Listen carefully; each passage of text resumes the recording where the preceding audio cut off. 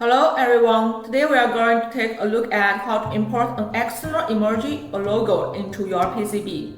Once the PCB design is finished, many people like to add their own branding, maybe a company logo or even a personal signature. This not only makes the board look nicer, but also gives your project a unique identity. Here is how you can do it step by step. First, go to File, Import emoji. Then choose the emoji file you will prepare and click Open.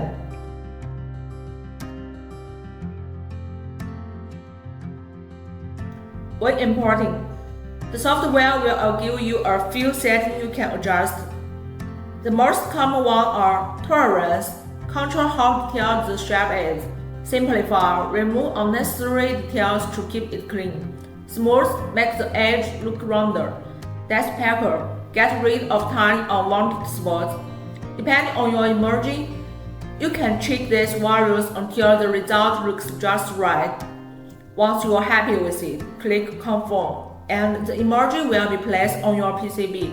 After placing it, make sure to change the layer to silk screen. In this case, we'll choose the bottom silk screen layer, so that it will actually show up in the silk screen when the board is manufactured.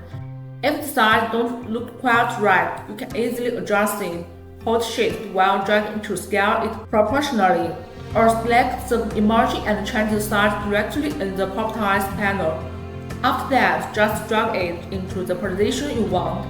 When everything looks good, don't forget to save with Ctrl S.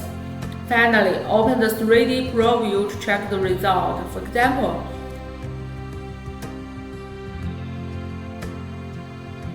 here you can see the EasyEDA logo. That's the one we just imported. And of course, you can import any emoji you like. So feel free to personalize your PCB or make it truly your own.